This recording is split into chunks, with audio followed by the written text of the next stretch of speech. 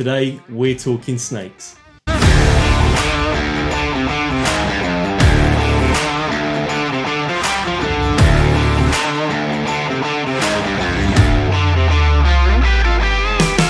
Hello and welcome to Elliotts Exotics. My name's Jack, and if you like videos on tarantulas, snakes and more, please consider subscribing to the channel and liking the video. Also, check out my Instagram page at Elliotts_exotics. Let's get into the video. I apologise for not bringing out videos in the past few weeks. It's been a bit hectic. I've not been able to get my own equipment recently. So now everything's going to be me. My girlfriend is not doing any of the video, photography, audio, anything. It's all going to be me now. So yeah, let's get into the video. So today we are going to be talking about snakes. This is all in my opinion. It's all going to be on what snakes I think are good for a starter, to get into intermediate and a bit more expert. When it comes to expert, it's not more this is the hardest ones to handle. It will come down to things like the amount of space you have. If you've got loads of room, it'll be okay for you. So getting into it, we're going to talk about starter snakes, what I think is a good snake to start off with.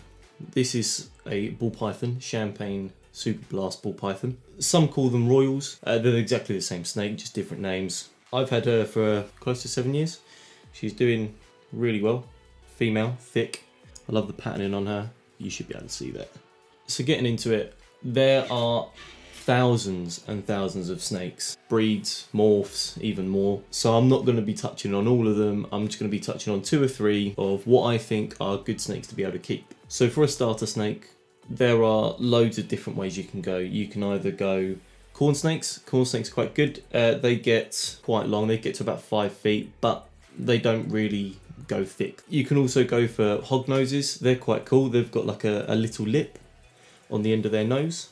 They're quite nice, but my personal favourite is the ball python. You can have so many different morphs. As I said, this one's a champagne super blast. With hog noses, a lot of people like hog noses because they've got the little lip on the nose and the scales are thicker. They're not smooth. It's a bit like viper scales. They're quite jagged. Personally, I'm not really a fan of them. I don't think they're bad snakes to have. I just don't find them that interesting. I'm more of a ball python kind of person, just because the little face, she just looks so cute. When it comes to ball pythons and royal pythons, as I said, ball pythons, royal pythons, they're exactly the same snake, just different name. They mean the same thing. Really, they call them ball pythons because they like to just sit in a ball. Ball pythons and royal pythons, they come from Africa. They love to burrow, prefer to come out at night. Females can get to roughly 5 feet. Like this one's going to be coming up to 5 feet. It doesn't look it now because she's all wrapped around my hand. She will get a bit bigger. She's about 4 foot now. Males can get to about 4 feet. Females typically 5 feet. When having a starter snake like royal python, corn snake, hognose, any small snakes like that aren't too bad to handle and look after, you'd need to get them in vivs rather, so they'll need heat. Not so much basking lamps. They don't need basking lamps. They don't need UVA, UVB. It's just heat that they need. I think better to keep them in vivariums, 3 foot by 1.5 by 1.5. I'd like to push up to get mine in a 4 foot, just so she has a bit more space. You'd need a hot side and a cool side with any snake. In the hot side, you'd need either a heat mat or a ceramic heat lamp. I prefer the ones that don't have light that come out of it, is just the ceramic bulb, because when you've got lots of snake and they're all coming off on different temperatures, it just looks like a disco with multiple colours flashing everywhere. Ball pythons prefer to have a hide. They like to hide, and they'll need a big water dish to sit in. They like to sit in their water bowls. So just a few other facts about snakes in general. Snakes can live up to 25 to 30 years. So if you're going to get a snake, you've got to be able to be ready for that commitment that they are going to last a long time. 25 to 30 years for some snakes, you know, is a long time. As well as that, snakes don't have ears. They have a little part of their jaw called the quadrate, and it picks up vibrations from their jaw. So they can't hear like you and me, but they can feel the vibrations, and that's their way of picking up sound. So that is my champagne super blast ball python. So moving up a bit is a boa constrictor. This is Rocky Balboa constrictor, a pastel red tail boa. So when she sheds, her tail comes up bright red. Not many people like her. She's very scary, as some people say, but she's very active. That's why some people don't like her. Where Crystal, my champagne super blastable python, will happily sit next to you, just relax, not move much. But Rocky likes to get round you. So with the boa constrictor, they get bigger. They're a bit more active, as you can see. Females will get 6 to 8 feet, so they are going to get very long. They get very thick as well for females. Males will get to about 6 to 8 feet in length. They don't get as thick as females, but they still look incredible. For a brand new keeper, I probably wouldn't recommend a boa constrictor, personally. I just think they can be a bit more hectic. They're great eaters, fantastic eaters. She's never missed a meal, ever. Where ball pythons can go off their food, so if you are thinking about getting a ball python, they can go off their food. My one loves to climb, so bear that in mind if you were to get one. They are very strong and love to explore. They're not one of these snakes that will just sit down and cuddle up next to you. They like to do their own thing, explore, and they're just strong snakes. So she's probably about 5 foot at the moment, maybe a little bit longer, 5.5 foot. In my experience, they'll have short bursts of getting long, then getting thick, then long, then thick, then long, then thick.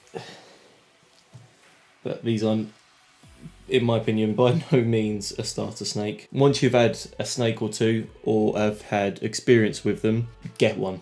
They are incredible animals, incredible. Other alternatives, instead of a boa, I think Mexican black king snake. They typically get to about 4 foot. Like boas, they can be very fast and like to explore. You can get Colombian rainbow boa, the Brazilian rainbow boa, which I'm looking to try and get. My thumb, give my thumb back.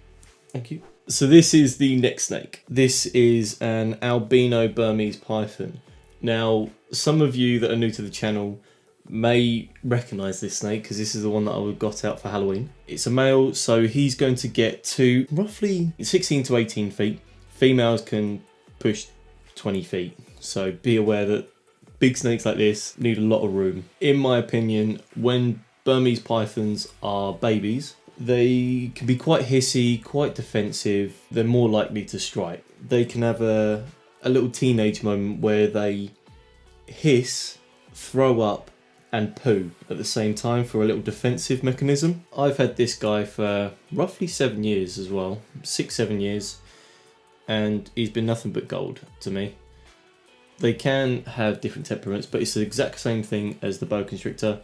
You need to be able to get them out. You need to look after them, not just open the enclosure for food, because that's when they're going to be defensive to their enclosure. They're only going to recognise as soon as you open the enclosure to food. You got to get them used to being handled and looked after. So when these guys do push 18 to 20 feet, they'll be nothing but fantastic animals to have and look after.